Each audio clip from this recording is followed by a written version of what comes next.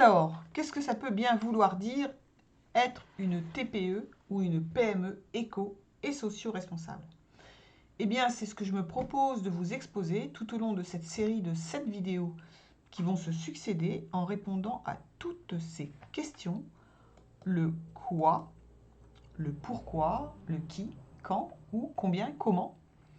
Et nous allons continuer avec cette nouvelle vidéo en répondant à la question du combien.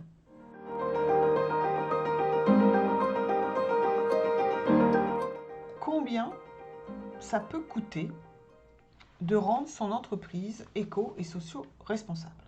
Parce que, évidemment, il y a un coût. Mais ce coût, c'est d'abord celui de la réflexion. C'est-à-dire que, au quotidien, vous n'allez plus faire les mêmes gestes. Vous n'allez plus commander de la même façon. Enfin, commander à vos fournisseurs, j'entends, les produits. Vous n'allez plus gérer vos collaborateurs tout à fait de la même façon. Vous n'allez plus avoir un lien avec vos consommateurs, vos clients finaux, de la même façon. Et donc, il y a toute une réflexion à mener par rapport à cet ensemble. Ça va avoir le coût de l'implication et de l'engagement. Mais ces coûts-là, celui de la réflexion, de l'implication, de l'engagement, c'est d'abord du temps que cela demande au quotidien.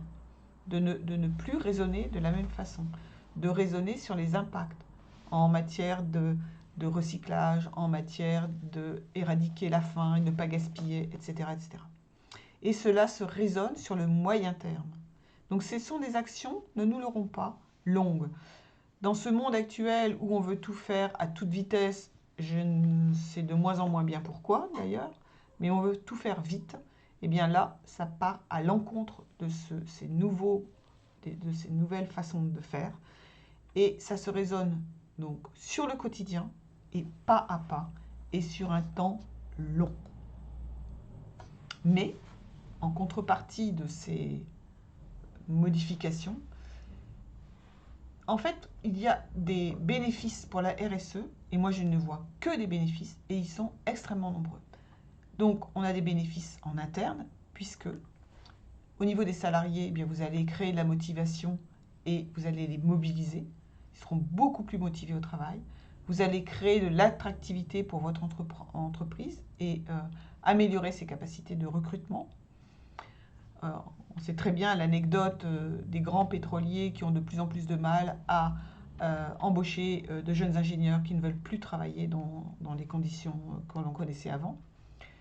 Vous allez pouvoir constater une baisse des coûts de revient. Alors les statistiques de France Stratégie, c'est une baisse des coûts de revient de ce que vous produisez de l'ordre de 13% après mise en application d'un certain nombre de règles et de changements d'habitude et de réflexions que vous allez mener dans ce sens. Vous allez anticiper l'évolution des règles. Par exemple, on va donner un exemple avec le bilan de gaz à effet de serre qui va devenir obligatoire, même pour les TPE, dans les années qui viennent. Eh bien, si vous constatez d'ores et déjà, parce que c'est un moyen de repère et un moyen de fixer des objectifs, vous établissez d'ores et déjà votre bilan de gaz à effet de serre parce que ça vous aide dans votre réflexion, il est évident que vous allez anticiper les règles en question. Et vous allez donner un sens aux actions dans l'entreprise. Et on pourrait en trouver d'autres comme ça. Donc vous avez ces bénéfices en interne, mais vous avez aussi des bénéfices vers l'entreprise, vers son environnement extérieur. Vous allez avoir de meilleures relations avec vos clients, vous allez les fidéliser, vous allez avoir une différenciation par rapport aux autres entreprises. Vous allez améliorer l'image de votre entreprise. Vous allez renforcer la chaîne de vos fournisseurs parce que pour pouvoir avoir des produits qui sont éco-responsables, vous allez devoir avoir des fournisseurs eux-mêmes éco-responsables. Et vous allez devoir entamer un dialogue avec eux. Donc vous allez renforcer cette chaîne. Vous allez renforcer le lien avec vos fournisseurs par ce dialogue. Donc tout ça, nous le verrons dans le comment faire. Vous allez avoir une meilleure acceptabilité sociale puisque votre entreprise est vertueuse par rapport à toutes ces actions mises en place. On va anticiper un certain nombre de risques, donc améliorer la gestion des risques. Et puis, vous allez avoir de meilleures relations avec les pouvoirs publics. Donc voilà tout ce qu'on peut dire d'ores et déjà, il y en aura bien d'autres, en termes de bénéfices internes et externes. Et au global, ce qu'on peut tirer de tout cet ensemble, c'est que vous allez gagner en pérennité. Vous allez réfléchir sur votre entreprise de maintenant à 10 ans, puisque, comme on le disait, ce sont des actions à mettre en place dès maintenant pour les plus faciles et de long terme. Et vous allez à terme augmenter la valeur de votre entreprise. Et je serai plus méchante que ça en disant qu'une entreprise qui n'a pas mis tous ces éléments-là en place n'aura plus beaucoup de valeur d'ici une dizaine d'années.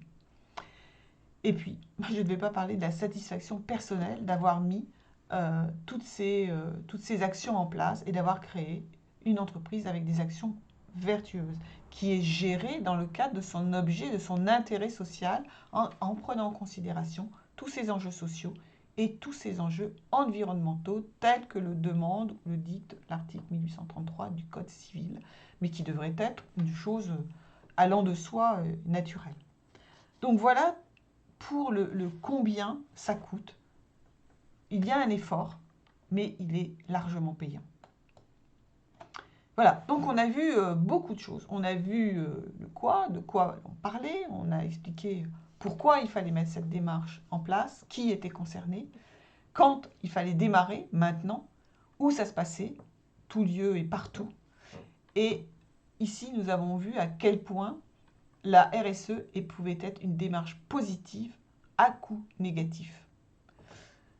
Et il nous reste un point à voir, parce qu'il va bien falloir mettre tout ça en place. Comment fait-on? Donc on se retrouve pour une 7e vidéo sur la question du comment.